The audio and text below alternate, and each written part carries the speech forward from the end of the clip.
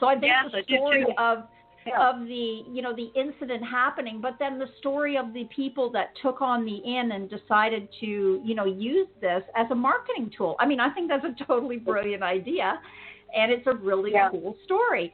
But, Colin Swayze never existed. He's not real. Now, does that mean that the inn is not haunted? No, of course not, right? I mean, we had all of these things happening, but I will say it's not haunted by any Captain Colin Swayze.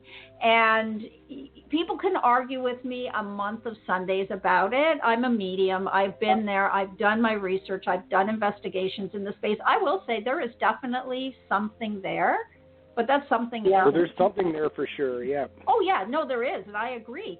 But it's not Colin Swayze. Right? Well, so I think the story is tragic. And what do you think about that? I have never heard that historical account before. Oh, yeah. No, and again. Yeah, I've never heard that before, and you can definitely see where fact and fiction kind of blends together. Of course, yeah. Exactly. It makes for a great story. And I mean, kudos, like I said, to the people who did that marketing in the 1930s. But everything is there on paper. And that's really it at the end of the day, right? If there was really a Captain Colin Swayze, he would have been listed because he would have been related to the Swayze family who was there. It's not random, right? In that time, people brought their families. He wasn't some random person who just happened to have the same name. It's impossible because the story is so similar to what the story is for the Angel Inn, that what happened to Isaac Swayze and his family, it's just, there, to me, there's no, I will never question it. I mean, this is what I do for a living, right? I'm an archaeologist. Right. I'm a battlefield archaeologist. I'm a researcher. Plus, I'm an investigator and I'm a medium. So for me, it's not beneficial for me to try and be controversial, but I like to get the truth out to people because sometimes, really, like they say, fact is stranger than fiction. Yeah. And I think in this case, the whole story is so true. The whole story is so much more. And Niagara-on-the-Lake has a number of these stories. And as you start to dig and you find out the real stories, it's not taking away from the haunting. It's just that the real stories are so interesting, and sometimes they add to the haunting. So it makes it interesting. But that one, the Old Angel Inn, the story itself, I kind of wish that people would start to tell the real story, because I think they're doing it more.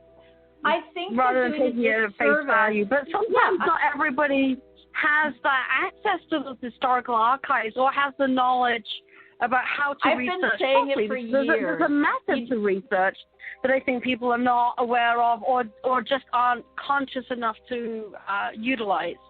No, but, I've put this story out there at least 7 years ago now. And,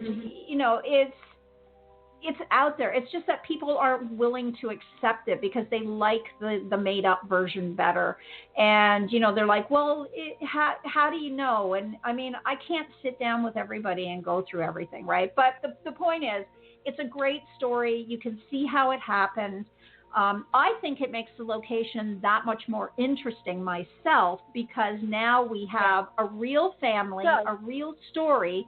And then we have somebody who had the ingenuity in the 1930s to market themselves as a haunted inn.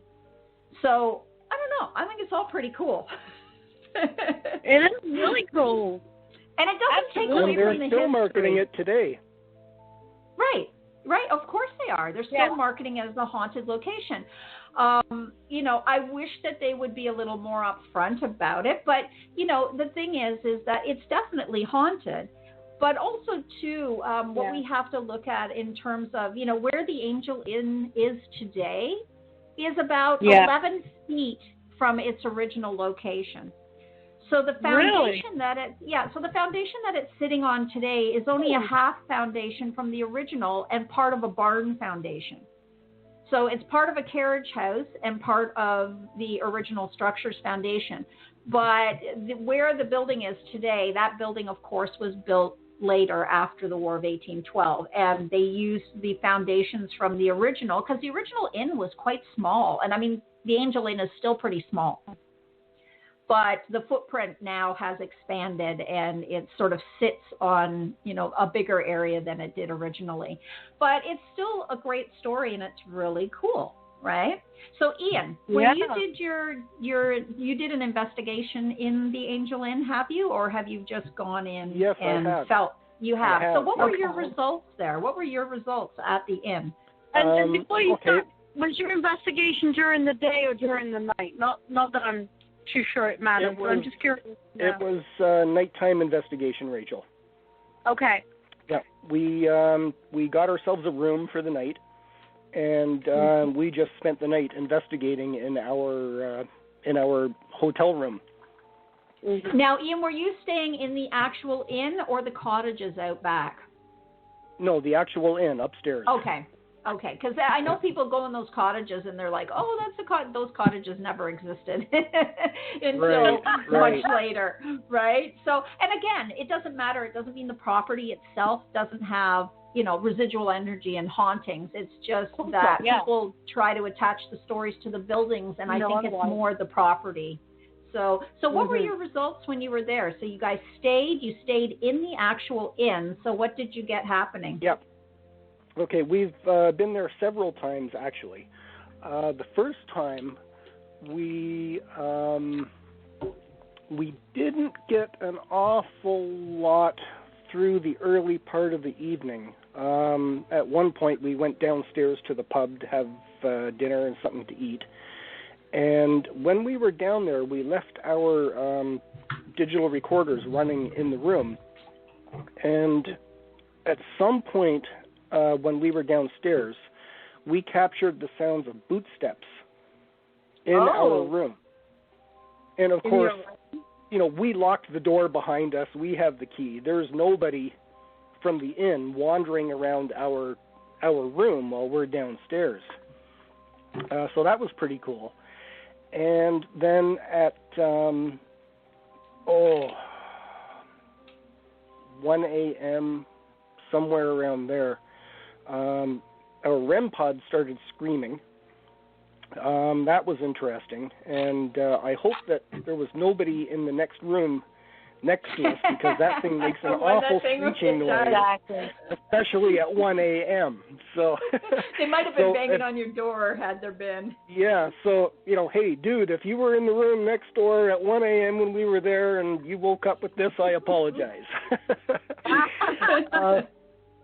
And then about 3 a.m., we could hear the sounds of this, what I believe it was the heavy oak tables and chairs downstairs in the dining room being dragged across the old wooden floor. That's what it sounded like. And of course, all the staff are gone by that time. Mm-hmm. The only people that would be there are the people that have got the rooms upstairs, ourselves included. And the downstairs is locked off. You can't go down into the dining room and into the pub, because obviously they don't want you helping yourself to a pint of Guinness at 4 a.m. when no one's there. Be a free-for-all. So, yeah. So that was the first time. And then the second time we were there, we got the same room, and we were out in the hallway wandering around with some of our EMF detectors. And we got back into the room, and we closed the door, and Trudy locked it behind us. And it's a heavy old latch the lock. Big wooden doors, it makes quite a thunk when that lock is engaged. Okay. And so she closed it, and it was 4 seconds later, the sound of the lock engaged again a second time behind us. And we turned and looked, and of course the latch is still locked, but there was the definite sound of that latch being turned again a second time. Interesting. and we were there one last time. So did it change your belief in the paranormal, Ian, when you were personally experiencing? Did it change your belief in the paranormal when you're personally experiencing these events, during your investigation at the Angel Inn? Oh, no. No. The only thing that really changed my my opinion on everything was the very first time that something happened to me 6 years ago, which is how I actually got into the paranormal, because it was just a life-changing experience. But now it's like, of course, we're going off to these locations and we're looking for this stuff. Right. So, and I've seen a lot of things over the last 6 years, and it's what we're looking for. So there's really nothing to change. And so finally, the old Angel Inn, we were there one last time, and that was just this past January or February. We wanted to do a third investigation, and it was the perfect opportunity because we were told that we were the only guests in the inn for the night, so we had the entire place to ourselves. So no other noises, there's no excuse for anybody else being there. That's right. And unfortunately, Trudy suffers from, my partner Trudy, she suffers from migraine headaches from time to time. And this was interesting because we were getting set up for our investigation, again, after we had been downstairs having something to eat. And she instantly got hit with this severe migraine headache. I've had that happen. Oh, have you? Yeah. Yes. Because normally she can feel them starting to come on, and this one was like somebody flipped a light switch. And it was so bad, we actually had to cancel our investigation. As I say, it was a shame because we had the entire place to ourselves. Yeah. But nothing happened other than the headache. No, that was it. She got the headache, and we just pulled the plug. And it was like whatever energy was there was telling us, no, you're not doing this investigation tonight. And we think that's their way of preventing us from doing it. Yeah, I mean, it's entirely possible. And I've had that happen to me at Lilydale. I was at Lilydale a number of times, and I was going to an event at Lilydale, and it was weird because for me, I very rarely ever get a headache, and I had this excruciating headache that just came on as we were leaving our hotel from in Jamestown and driving to Lilydale. It was mere minutes before we hit Lilydale, and I was just struck with the worst headache. And it was, I think for me, it was much the same thing because that evening was an evening of spirit. So there were mediums that were supposedly giving messages.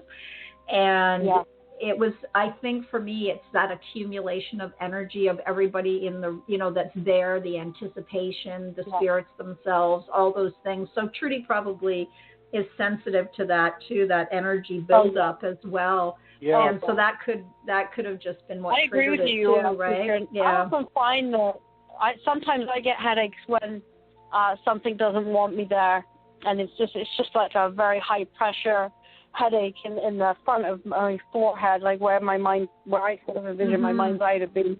That same kind of thing. So yeah, that's an interesting. Yeah, so that's what we think was behind it. They were like, nope, no investigation for you. Well, it's funny that you say that, right? Because there's been a lot of different, I've heard a lot of different stories in terms of, hauntings there at the Angel Inn. Some of them I tend to believe, some of them I think that it's more people's overactive imaginations because they've been told something. And, what they've been told, they start to manifest.